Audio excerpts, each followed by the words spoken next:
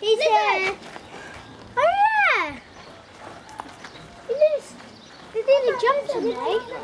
Do we need a pushchair? First of all, I'd like to introduce myself. My name's Anne-Marie. I've been living here 10 years. It's my first year doing the train this year, so I brought my notes. Bear with me, it's my first week unchaperoned, so if I appear nervous, I am. I originally come from West Yorkshire, that's why I live here now. I certainly did a Shirley Valentine thing, but I'm now married to the man and we have a 17-month-old son. Anyway, that's enough about me. Let's see where we are today. We're in the heart of Pigadakia, which translates as small wells. All around this village is lots of wells, natural spring water wells. But here we are now in the museum. This used to be the school room. As you can see here, the school desks.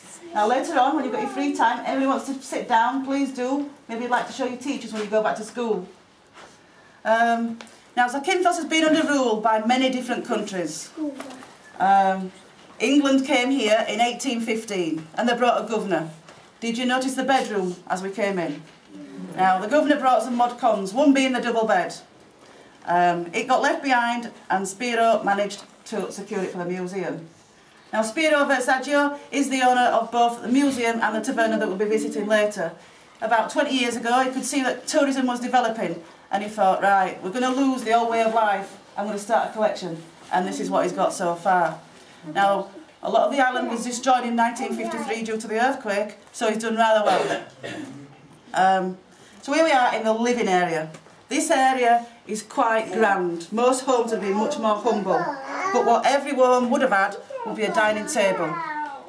Now many years ago, the little girls didn't go to school. They'd be out working the fields in the morning. The little boys would go to school. In the afternoon, the girls would learn such things as sewing, tapestry, the little boys carpentry. But they'd all meet on an afternoon, evening meal, round the table and discuss the day's events. And they all work together. They all work together as a unit. Right, I just want to move you over a little bit.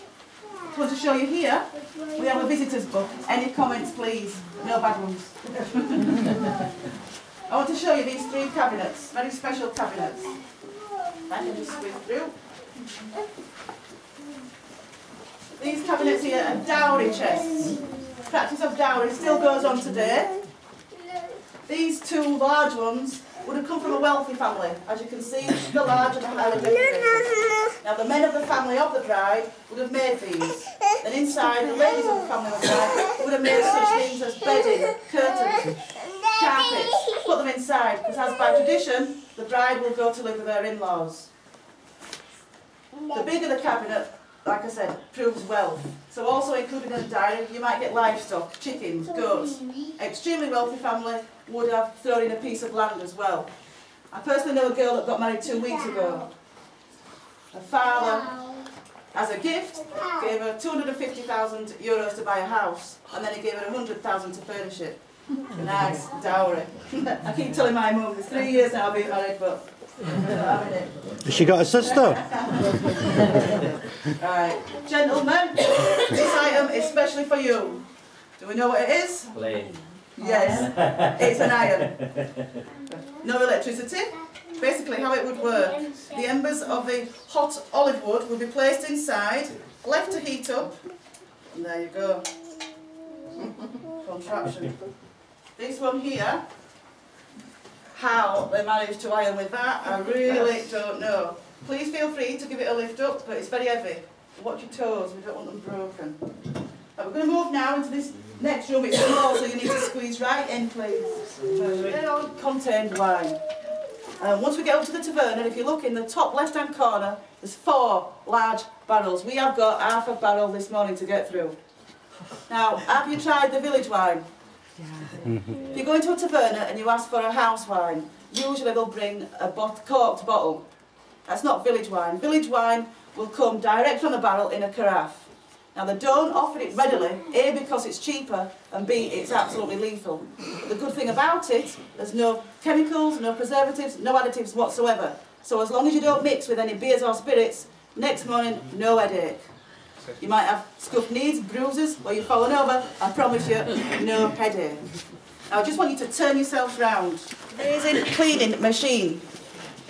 Basically, child of the family would stand up there, placing all the raisins and turn the handle for hours and hours. Inside it's got paddles, so it flicks back the raisins and then there cleans it, removing twigs, etc. The residue comes out and that's put back down to earth for fertiliser. Now this design is about 85 years old. These days the design is exactly the same, so it's just diesel, so it proves that it's been a good design. Right, I want to move you right round, please. Any children horse riding? Anybody? Look at that for a saddle. Right, children, anybody good at history? Right then. Anybody tell me what happened in 1966? We won the cup. Yeah. We certainly did. Sorry. So while the English were sat at home watching the victory, Zakynthos got his first supply of electricity. Before that, they would have used this for lighting. It is an olive oil lamp. Basically, they all would be put in the bottom. The wick would be lit. Bob's your uncle. That size would do probably a small bedroom for a child, probably. The large one here, enough for a living area. But I think it's quite scary. And in 1966, it was only the main buildings, such as the police station, hospitals. It was a few years after before places like Alykanas and Alykes got electricity. So it's recent. It's right. If you can look at this, I don't know if you can all squeeze round. Instead of being crime-free, it stayed intact. Placed in a box, stayed intact. 1953 earthquake, the building collapsed. This box was still intact, so it is actually Spiro's prized possession because there's not one piece missing or not. It's all in good working order. On a Sunday, so anyway. Are we enjoying the village bread? Village bread in Alykanas and Alykes is provided by the next village place in the Caliphate. It's baked in a traditional oven, a clay oven. As you can see, there's no gadgets there, no buttons to go ping. So what they do, they put the olive wood inside. The oven heats up, take it out, put the bread in. So how do you know it's ready? It's all in the touch. It's just a thing that's passed down from generation to generation. So that's me finishing here. Please all wander around by yourselves. When you're ready, I'll meet you at the back door. Anybody who smokes, there's an ashtray out there. Just one more thing. Once you go into the bedroom, check out the Bridget Jones knickers. I'll carry on eating that village bread. I'm coming to borrow it. And anybody interested in the 1953 disaster?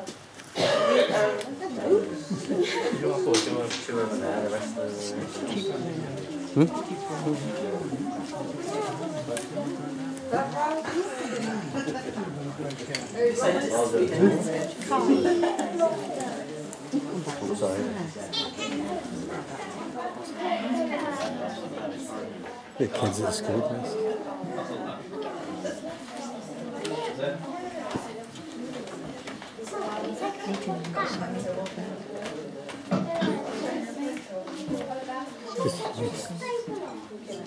Julia.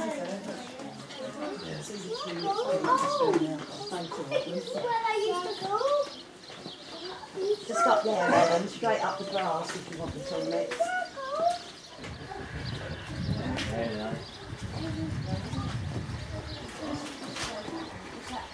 Katasari literally translates as lower wheat. All this area was fields and fields of wheat. So the families lucky enough to own the land would come to a place like this. This is a communal flour mill. As you can see, it's all made of olive wood, except for the stones. Even down to the little cogs round here on the bottom wheel. Now they'd be placed precisely so that when the donkey is attached, it would go round and round, pushing the stones. The wheat would go in here, round and round, out would come lovely, nutritious flour. Now, I need some volunteers. Any takers? Right. You want to come to this side? I'm going to ask you all to stand right back, because this is still in working order. So you guys have a donkey for today. Right, tallest, I need tallest. Come on then, you three here. Or we can do it in 2 turns if you'd like. You have to stand back. Right, I need you all to hold on to this one here. You ready? After 3, push. Now you do have to stand right back, it comes out quite wide. As you can see, it goes round, rotates. Everybody got the cameras?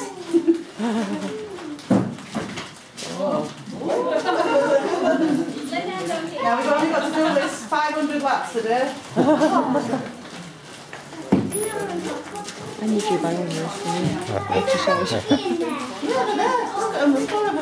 ready in the thing that you pull it.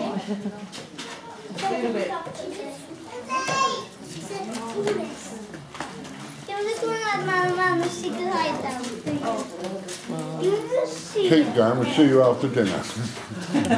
Right, I think we need a big round of applause please for our volunteers. Thank you very much. Right, now look at the size of this one. This is a heavy one. This is an ancient olive press. It works pretty much in the same way. The horse or donkey would be attached here. Fortunately for you guys, it's not working anymore, so you don't need to push it round. So the olives will be placed on here. The donkey would go round and round, therefore crushing the olives. Not very efficient. So the poor farmer would put it into water. Then he'd take it all home, skim off all the oil, which would take hours and hours. This one behind you is a bit more modern. Originally, the outside structure would be made from wood. The matting here, the ladies would have made in the village. Be a little Greek rod up top, olives will be put in. Another one. There'll be a handle at the top. Olives will be placed in between the matting. It'd turn and turn, causing pressure, and then it would run out. Really hard work, really hard work. Now at least they've got factories and electric. Right, can I take you out into the garden, please? Now we don't have foxes here on Zakynthos. We have something, it's a bit like a pine marten, a weasel type creature, predator. So in the daytime the animals would be free to roam about, but on the night they would be penned in. Now you may be thinking, how do we know it's 900 years old? Because inside is a surface root of an olive tree. And basically, the bigger the olive tree, the older it is. And that's 1,000 years old. Now I want to test your brains. Are you all feeling intellectual? I want you to come and look at this white structure. Not what's inside, just at the structure itself.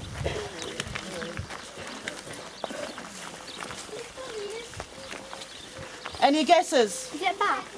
It's not a bath, no. I think swimming pool.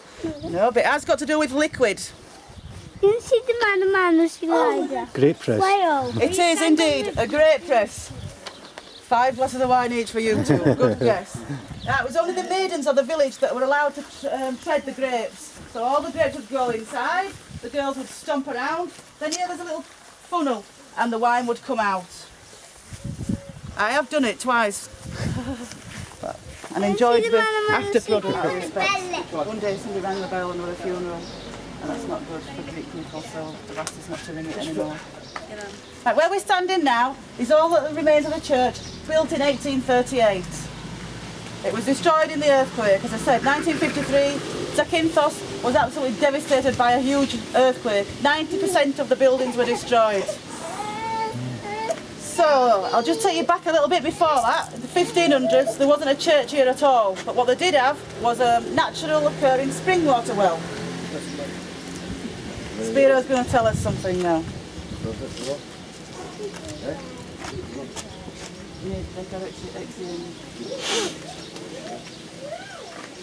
Okay. Now on the bell it says 1691. And that's when they say when part of the religion was founded. But Spiro says that's him, that's how old he is, that's how long he's been around. Now this is Spiro Versaccio, the owner of both the museum and the taverna. Yes, hello Spiro. Thank you very much. Μας επισκεφτήκατε, Τρενάκι Μουσείο Βίλης Πιγαδάκια. Καλές διακοπές Ζάντε, με το καλό χάος, πάλι Ζάντε Τρενάκι Ταβέρνα. Ταβέρνα Γουάια μας, φάρμα Σπύρο Γουάι. Thank you very much, Spiro. Yes, I'm sure you all understood that. Basically, just thanking you, welcoming you all to the village of Pigadakia. He wants you to enjoy your holidays from here on in. He said, my house is your house, which is his taverna. And this is Spiro. Yes, thank you. And you've got to learn Yamas because there'll be plenty of that going on shortly. Yeah, so go back. Natural spring water. Now it was said to have healing powers. People started visiting from all over Greece, even as far as Italy. So whether it was by chance or by design, they decided to build a church. And the well ended up behind the altar, the most sacred part. Anyway, back to 1953. The church had fallen down. People had lost family members, friends, totally destroyed their lives, and the Greeks, being so religious, orthodox, needed somewhere to grieve. So So the men of the village came down with their bare hands and spades and built this, St. Panteleimonas Church. Now the plan was, once the government got enough funds, they were going to knock it down and build a much more grand affair. But the villagers come to love it. As you can see, it's still here. Now many years later, they have built another church, St. Barbara's. It's further up in the village, and I think we'll pass that on the way back and I'll tell you a little more about that then. So we'll go inside, let's have a look. Both the priest and the villagers are quite happy for us to look around. More than welcome to take photos, and you don't have to be quiet. First of all, I want to show you the altar boards. Altar boards and the silver icons. These were quite out of the rubble from the earthquake. This is all that's left. They have been restored, but they were really old. Here is St. Panteleimonas. He is the village saint. He was a doctor. He was said to have healing powers. He healed both both animals and humans. This is the well, the healing well. Right, I'm just going to ask you to just wait here. I have got permission to go back, but usually it's only the males allowed back, priests and altar boys. You'll probably notice something in a moment.